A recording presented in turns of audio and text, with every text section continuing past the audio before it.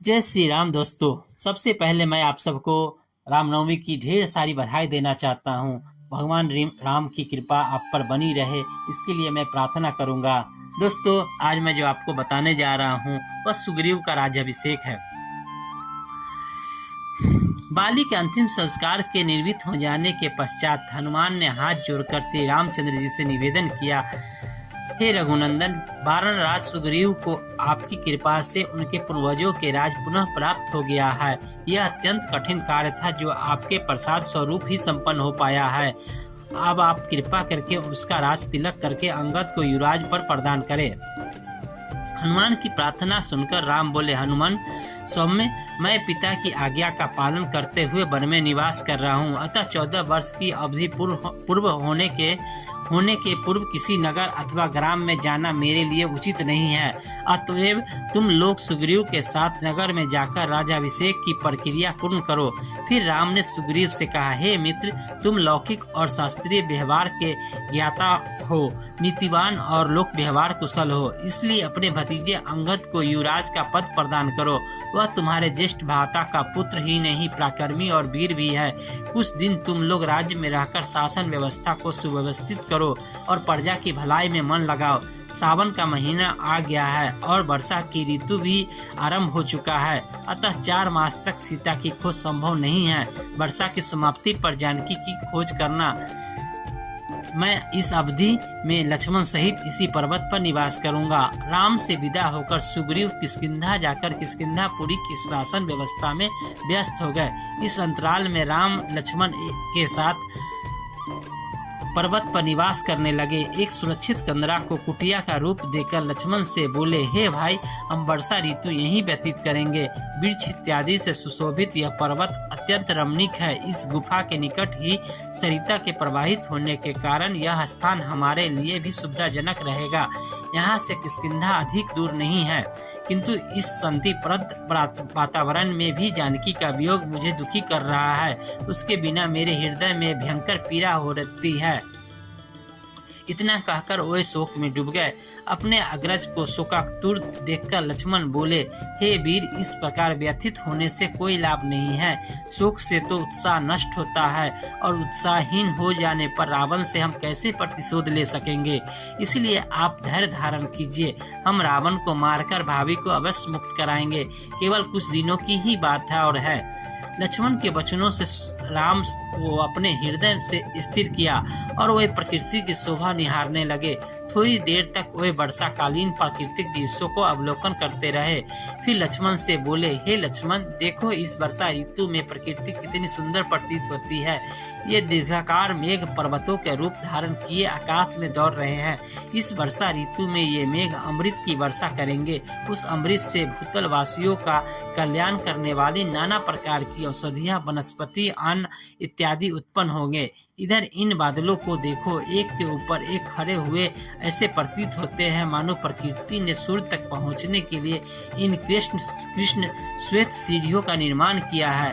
शीतल, मंद, सुगंधित समीर हृदय को किस प्रकार प्रफुल्लित करने का प्रयत्न कर रही है, किंतु वीरहीन जनों के लिए यह अत्यंत दुखदायी भी है। उधर पर्वत पर जो जलधारा बह रही है, उसे देखकर मुझे ऐसा आभास होता है कि सीता भी मेरे वियोग में इस प्रकार आंसुधारा बहा रही होगी। इन पर्वतों को देखो, इन्हें देखकर लगता है जैसे ब्रह्मचारी बैठे हों।